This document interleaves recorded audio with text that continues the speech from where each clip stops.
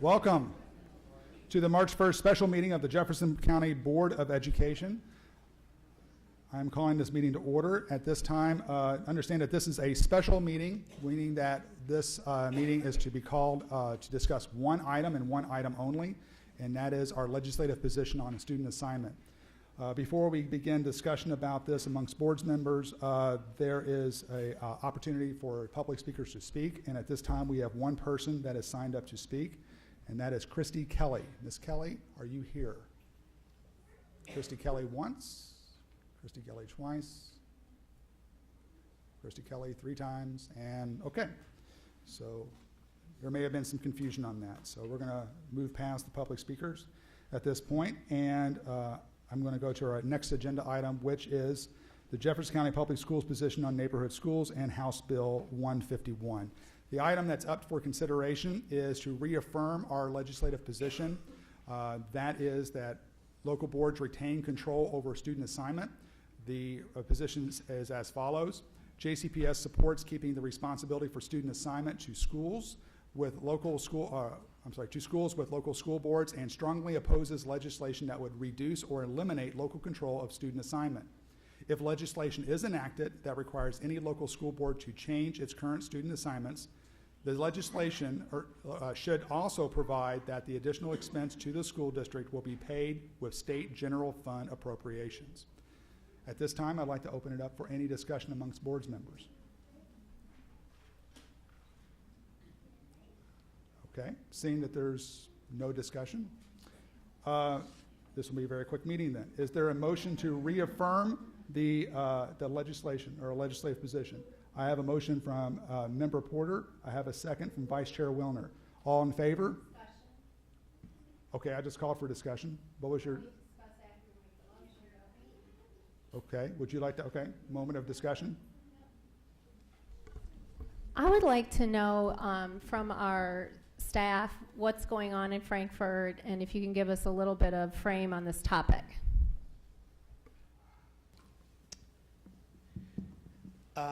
So the bill has passed the House and is in the Senate Education Committee. Senate Education Committee meets tomorrow at 11:30. It is not currently on the agenda. Dr. Hargens and I plan to attend that meeting, and if the bill comes before the committee, have a have Dr. Hargens be able to testify.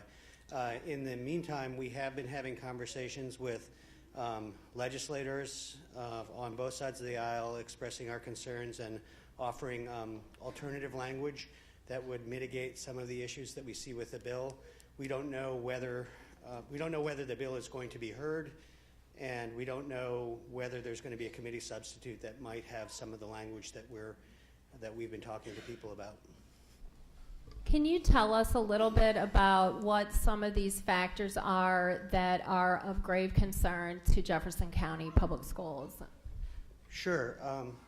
The bill as it currently is written, hold on just a minute for me.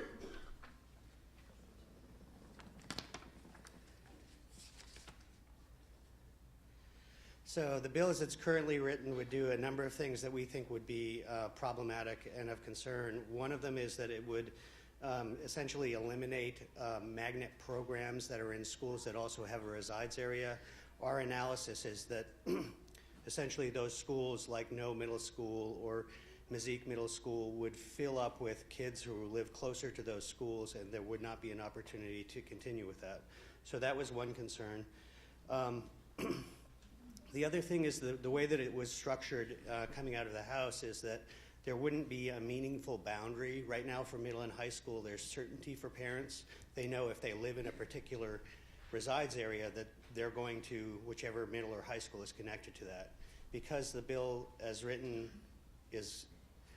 uses the closest to home structure, that degree of certainty for parents would essentially go away. We also have noted that the impact to diversity would be significant, and in particular, what would happen is that you'd have a larger number of students who are in schools with a high degree of poverty, which creates burdens for staff members and teachers to create differentiated instruction because they're focused on the challenges that those students have. Essentially what would happen is not only would you,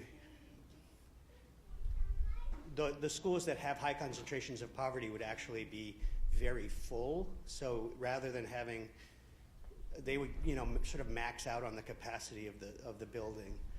So there was a structure there. The other thing is that because of the way that the bill was drafted, the opportunity for students to actually have choice beyond the school closest to home or the next closest to home would be severely restricted.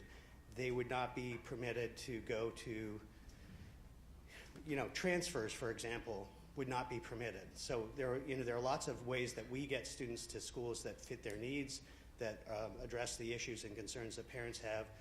Those would go away. The wonderful thing that I do want to say is that legislators have been very open to hearing our concerns and are actively engaged in that conversation. So I do want to share that we have appreciation that the concerns that we've raised are being strongly considered. So those are some of the things that we saw in the bill.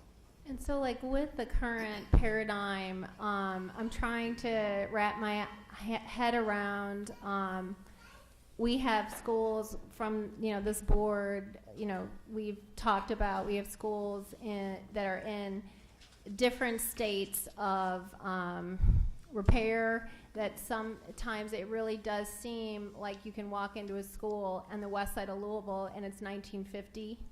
And we have that under the current student assignment plan. We have a very, very disappointing and just our scores related to equity that John Marshall has pointed out. It's not right. And this is under the current student assignment plan. We have high percentages of free and reduced lunch, also under the current student assignment plan. So I'm trying to wrap my head around the idea of feeling that our local control, we want to retain local control. So we want to retain local control. I don't disagree with that. But what that means is getting control of the situation and actually opening this up for a community discussion about this issue, which I will say that Ms. Duncan and I have asked for. Lisa, Dr. Wilner, there are several of us. I think Chris, we've all kind of wanted to talk about it and try to do it in a way. Hopefully it won't just be through a facility study. Hopefully we can look at all aspects of this as a community, because if we agree, yes, we want local control, and if we are successful, like I hope like everything is successful, that we have a successful vote tonight, that we have a successful vote that we're going to retain that control, because it does seem to be half-baked right now. But what that does, it puts it back on the Board of Ed to actually do something different, because I don't accept the current paradigm. I don't accept this as how this should be.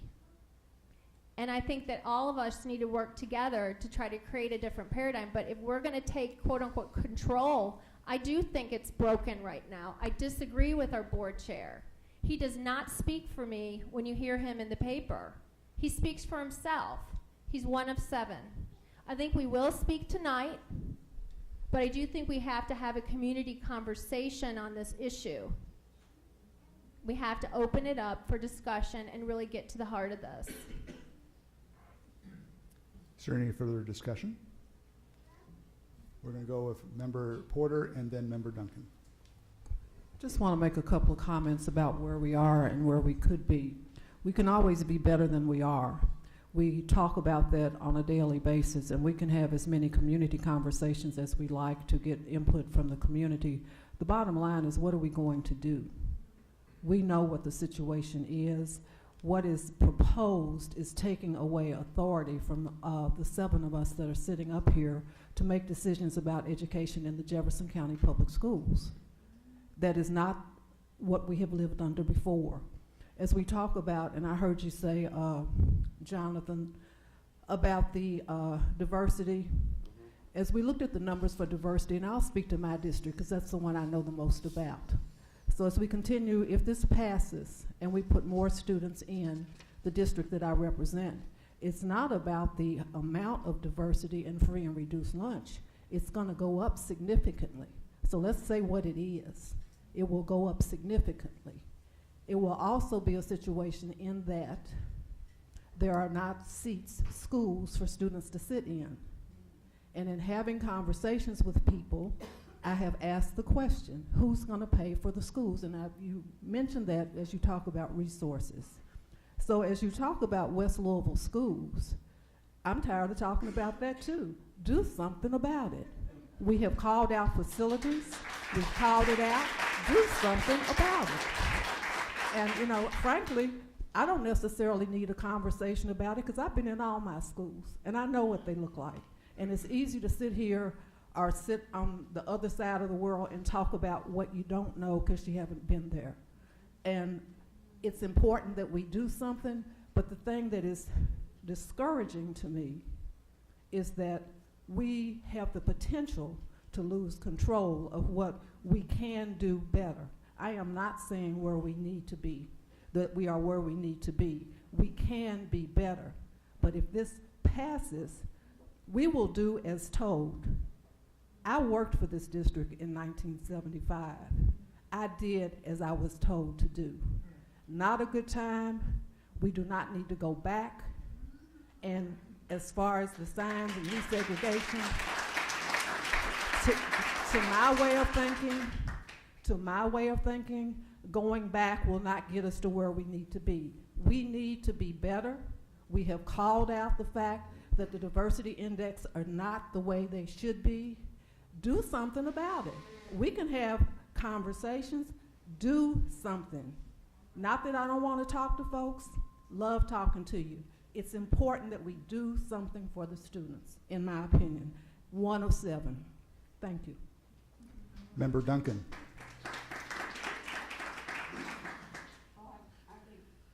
I think for this issue, HB 151, we have to, number one, look at the fact that we have 20 schools that are already committed to non-neighborhood school kids. 20 schools. How in the world do you carry out a neighborhood school plan when you have those many seats taken away from the neighborhoods that surround those schools? So for me, it begins with that, and it's a logistics issue as much as anything. And when Representative Bratcher began to dabble in this, I wished at the time that he had called in people who have worked with student assignment before to understand the complexity of what it is. It's not just, oh, everybody can go to the closest school. It's so much more than that, and I was so disappointed that he didn't have that reality behind his recommendation. I think probably eventually we could work on something that would create more of this ability to go closer to home. That's what the student assignment plan is right now that we created. It was designed to have clusters closer so kids can be closer to home. But I think we can work on that. I think that is our assignment. That's our task to do. And I believe that that's what this bill is about, not the legislature telling us how to work this out, but leaving it to the local school board to figure out how to assign students in the best way possible for the needs of the students and the needs of the community. So I mean, I'm very supportive of rejecting the legislature trying to assume control in an area that we're supposed to be making the decisions. We have an elected school board that's supposed to be making this decision, and it's a case all over the state. So this is about local control all over the state, not just Louisville, but the other districts as well. So And related to that, I will tell you that the Kentucky School Boards Association and the Pritchard Committee for Academic Excellence and the Kentucky Association of School Superintendents have all kind of landed in that position with regard to local control. Every district that has multiple schools has to make decisions about where kids go to school. And sometimes you'll have 200 kids living close to one school, and you'll have 500 kids living close to another school. And that school board, all across the state, is what boards do, is to decide how to balance that enrollment. And they draw boundaries, and they do what they can. And I really think that that's the issue that has to be looked at, and make sure that other districts understand this does affect them and their future control over where students go to school. Anyone else? Member Cole? I hope you'll forgive me. I wrote down a few thoughts related to this because this is something that has affected my life a great deal and that I'm very passionate about. So I'd like to share an email first that I got from one of my constituents this morning. And she says, one of the reasons my family returned to Louisville to raise our children is JCPS's vibrant system of magnet programs. My daughter's middle school will prepare her for wherever she wants to go next. She'll have the academic preparation if she wants to focus on language at Atherton's IB program. She'll have arts experience if she wants to pursue art at YPAS or Manual. If she's interested in learning more about law and politics, Seneca with its legal work magnet is her reside school. What a great selection we have. Thanks to JCPS, our city is full of people who want to venture into new to us areas. My children go to school with kids who have similar life experiences and kids who don't. Thanks to JCPS, families have been allowed to choose the educational approaches that will best help them succeed. Please don't allow Frankfort's legislators limit my kids' friendships to those we already have met. Don't send us back to our isolated islands, segregated again. And I thought I couldn't say it much better than that myself, and I was very grateful to the parent for sending me that. And I think it's as I've thought about this personally, I did a little digging into specifics, but it was 38 days before I was born that white pro-segregation rioters in Louisville burned school buses, threw rocks, and attacked police. The Ku Klux Klan organized and led several such riots in Louisville, all in the name of neighborhood schools. Many in the all-white crowds held Confederate flags while they threatened, harassed, and assaulted black children. But our city persisted thanks to those like Member Porter, led by the courage of African-American parents and children, and thanks to their sacrifices, I was able to attend high-quality integrated schools, as have my children.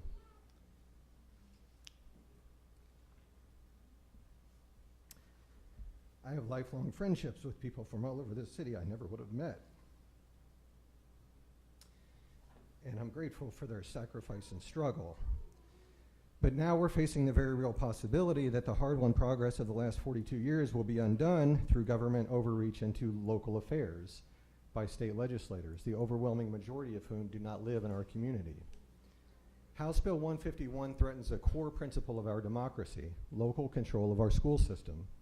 It's curious to me that many of the lawmakers who just spent 8 years consistently complaining about what they perceive to be federal overreach of the Obama administration are now some of the most vocal supporters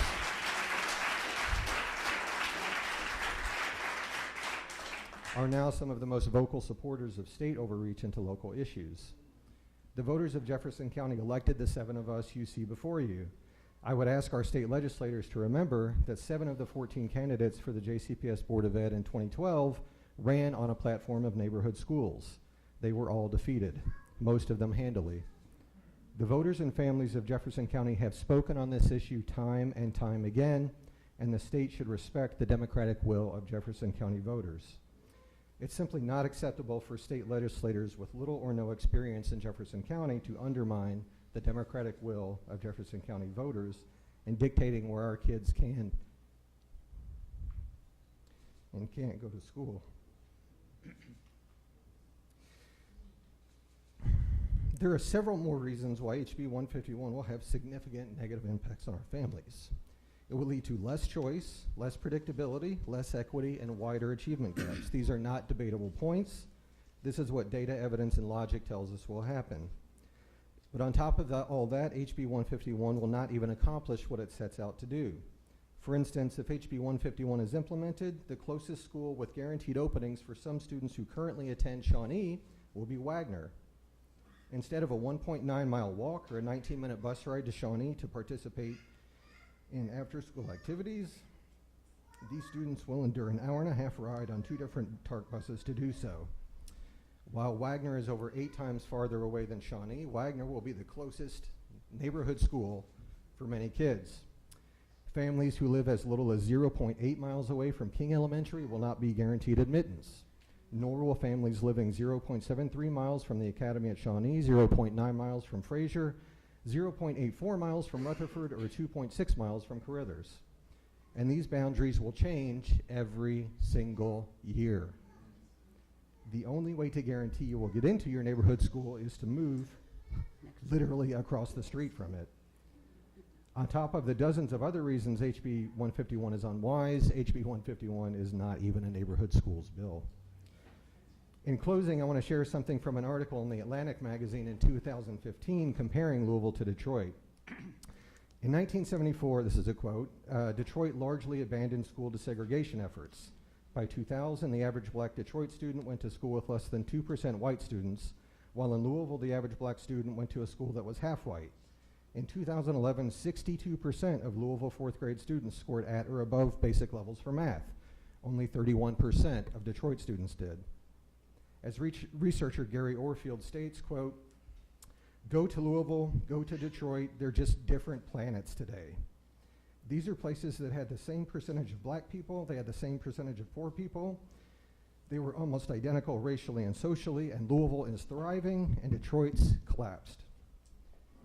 HB 151 is a threat to local democracy, to school choice, to student achievement, to a more integrated community, and to the economic livelihood and the very future of our city. Decisions with this level of impact on our community must be left to the people who actively live here, pay taxes here, and who vote for school board here. Thank you.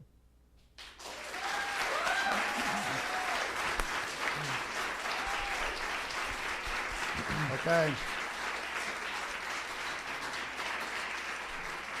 All right, guys. I only want to use this to open and close this, a meeting. And I appreciate the emotion and the, the encouragement there, but let's try and keep our meeting to the meeting. Member Gies. I would like to thank Member Kolb for making this decision a human decision. I think it's so important for us to consider the human ramifications of this decision. It can become so easy to take a look at the maps that Dr. Razor have presented us, or to get bogged down in the language or the political philosophies of this bill that has come from Frankfurt. I want to add to Member Kolb's testimony in making this human. All of my life I wanted nothing more than to be a public school teacher. And I realized that dream when I was in middle school at Lassiter Middle School in about the 7th grade, just in time for me to begin my process in searching for a high school. I had applied to several high schools, and despite having a pretty decent record for a middle school student, I didn't get into any of them. And that left my family wondering, what will we do now? My mother and father both were proud products of the public school system, not in Louisville, but in rural Kentucky. And so they had always imagined a public education for their son. And even as a young student, I would speak up to my friends who overwhelmingly attended private institutions. That is fine, that is their right. And I would say, but you don't understand, when I go to school, I think I'll be a bit more prepared, because I'll be meeting with people of every race, of every religion, of every ideology imaginable. And so perhaps little known to many in the audience or to many members of the press, there was an outstanding board member who entered my life at that moment, and that was Board Member Duncan. Board Member Duncan told my family about Atherton High School, and one of the first questions that Member Duncan asked my mother was, well, what is Ben interested in? She said, well, Ben wants to become a history teacher more than anything else. And she said, well, have you heard of Atherton? And we said, no, we didn't even know Atherton existed. We lived in a a modest neighborhood off of Dixie Highway in southwest Jefferson County. And so they told us about the IB program, the International Diversity at Atherton, and most importantly, the Education Magnet Career Academy. And so I made the sacrifice. I got up at 4 a.m. incredibly early. I took 3 buses out to Atherton High School, one from my home to the Nichols Depot, one from the Nichols Depot to the other end of the depot, and then one out to Atherton High School in the Highlands. And in going to Atherton, I not only learned how to become a teacher in the 9th grade through the 12th grade, it opened up access for me to become friends with people who were different from me, people who were far different from my community in southwest Jefferson County. And it put me on the trajectory to become the first in my family to go to college, to go to Bellarmine University to study to become a teacher, to get my master's degree at the University of Louisville. And in 2016, it opened the door for me to run for public election and sit on this board. Had I not had the opportunity to select that school, to select Atherton High School in the Highlands, I could be a totally different person right now. It's likely that I may not have had the opportunities I had because I knew myself, my family knew me. Jefferson County Public Schools gave me the opportunity to go to the school that best suited who I was as an individual. At the end of the day, public education is about public opportunity, and I would see this as an injustice to limit public opportunity in any way. Thank you. All right. Vice Chair Wellman. I'll keep it brief, but I just want to thank the folks who, well, first of all, I want to say we are not satisfied with where we are. I think this board has made it clear again and again and again and again that we are not done with the work that needs to happen. I don't think there's a person in this room who thinks our schools are perfect and everything should just stay the way it is. I'm very, very grateful to the JCPS staff people, to the Louisville Urban League, to the NAACP, to the Pritchard Committee, to the Kentucky School Board Association, who have done the research and done the data, to Dr. Kolb for putting together what he did to show that change doesn't mean better. We need to continue to get better, but we need to do so strategically and thoughtfully and with expertise and not just turn the whole thing upside down. We don't need to take a sledgehammer when a scalpel will suffice. So there is work to do. I am remaining hopeful that this board will be able to maintain the authority to oversee the work that we all know needs to happen on behalf of every student in this district. Okay. Well, so much for this being a short meeting. But that's okay because this is a very important topic and this is something that we have to discuss as a community. And this is something that has been, it seems that there are some in this community that are still fighting a battle for over the last 40 years. I do want to make one quick mention that the Louisville Urban League has also been very supportive of, I think, of the district and our stance and the fact that we should retain local control. And I would be remiss if I did not mention that. And I also know that many of our education partners, such as JCTA, some of our other unions that are represented here, SOS Kentucky, Save Our Schools Kentucky, has also been a really good supporter of this. And I want to thank them for their support. Part of the reason we're coming to here today to reaffirm this position is that we did have a discussion on this at our last school board meeting. And during that time, it was just before the floor vote in the State House occurred. And there were a couple of discussions about, you know, do we really need to take a position? How is this going to be discussed? And one of the things that I had said is that, from my view, is that this school board already had a position. And that's why we're saying we're reaffirming our position, because we had already taken this position in one of our legislative agenda items back in 2014. We had never put out a position that was counter to that. So to my thought process is that that's still the way this board, felt. During the floor debate at the State House, someone asked Representative Bratcher if the JCPS Board of Education had taken a position on that. His response was no. I think that was incorrect, but nevertheless, that perception was out there. And therefore, through some, I guess, discussion amongst some board members, that the recommendation was perhaps we should have a meeting, a special called meeting to set the record straight, and I am perfectly fine with that. I think that overall, folks are starting to realize across the state that this is not just JCPS. This affects everyone. Any school district with more than one elementary, middle, or high school is affected by this. I know when I grew up in the Hardin County school system just south of here that this would adversely affect them. I think that, there was a mention of overreach, and I think that that is certainly at play here. There's also been a mention through some of the media stories that there would be unintentional consequences. Let me assure you that this board and this administration has had several conversations with many lawmakers as well as the sponsor of the HB 151, and we've answered every single question.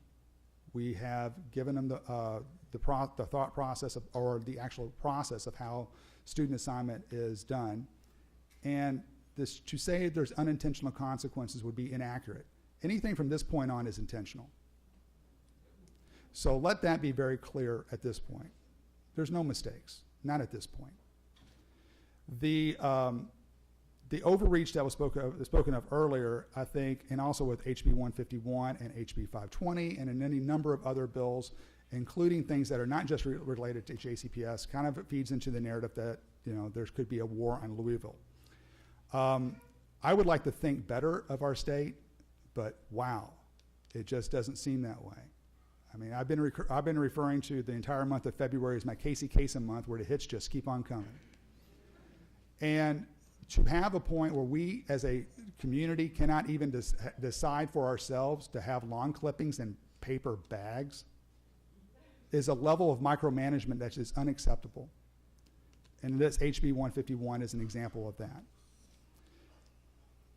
So let me humanize it a little bit further. And I can tell you what it was like 38 days before you were born. And I can tell you what that was like as a 5-year-old growing up in this city. When I was five, around 5 years old in 1975. This 5-year-old's impression of school, the first impression that he got of school, was one of seeing buses on fire on the news. This 5-year-old, me, thought, wow, school's something to be feared. School's something that to be very scared of and to be concerned about, because a lot of people hated school. I think because, the grown-ups were kind of really mad at school. And I think that we as grown-ups now really need to be aware of the message that we're sending today's 5-year-olds about what their impression of school is. When those in power refer to this district and the students and teachers that bust their butts every day in this district as an unmitigated disaster, is completely inappropriate and uncalled for, and frankly, this state and this city and this person as a constituent deserves better.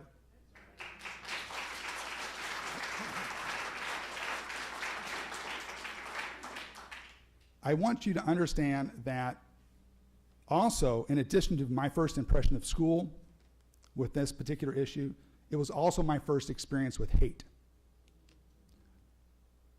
One day when my mother was driving up the Dixie Highway, suddenly she turned to me, she said, "Chris, get in the floorboard of the car." And I'm like, "What?" "Get in the floorboard of the car right now." I was like, "What's going on?" "Don't ask questions, get in the floorboard." And she goes, "I'm afraid there might be there might be some violence, there might be a gunshot." Now, as a young child, I'm like, holy crap, what's going on? So I did as my mother said. I got in the car slowed way down, and it's kind of started, going pretty slow. And I started to notice people walking past the car. Now, this is unusual because we're on Dixie Highway and we're going toward home, right? And then I noticed that some of these people were wearing white with hoods over their heads. My mom had inadvertently drove into where the KKK were having a rally at Valley High School. That was my first experience with hate. And that was my first experience of schools as well. Again, I think the grown-ups really need to be paying attention to what type of message you're sending to our kids.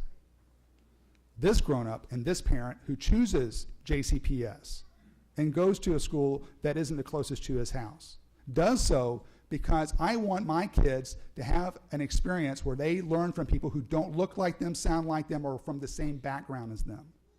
And here's another thing about this.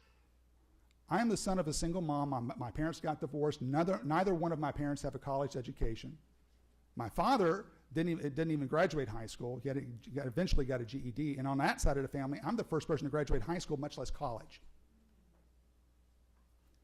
When my sons go to school, if they were to go to a school that's, and let's talk about it, will be resegregated, and not just along the lines of the color of our skin, but our social economic status. If they're in the same boat as kids that are like them, because my wife and I have worked so hard to provide more for our kids than we had, and I think that's what every parent strives for. But by doing so, if they're in a school that are with folks that just like, kids just like it's the same background as them, they may actually not understand their father or their mother a little bit more because they don't know people who have to struggle or who have come from broken homes. And I think that's something that's really important. That's why I send my boys to public school. It's an education that they get that isn't tested, that isn't quantified with little numbers. It doesn't make the news. But you know what it does do? It pulls this community together. I've said it before and I say it again. The reason I think that Louisville does not have the intensity of racial issues that you see in a Baltimore or Ferguson is because we send our kids to school together. You fear what you don't understand and you don't understand what you're not around. HB 151 will actually undo all of that work. 40 years of hard work, that is where we are. That is worth defending. And I think that at this time, I'll say enough, at this time I think everyone's had their say, and I'd like to have the opportunity to actually follow through on our vote. We already have a motion made by Member Porter. We have a second by Vice Chair Wilner. All those in favor? All opposed? Unanimous. Thank you.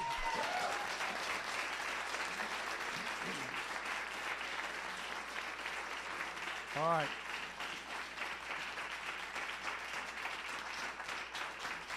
Thank you.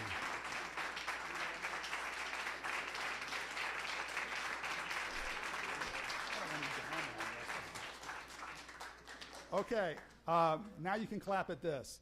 Is there a motion to adjourn? Made by Member Porter. Is there a second? Made by Member Duncan. All those in favor? All opposed? All right, motion adjourned is unanimous. Thank you.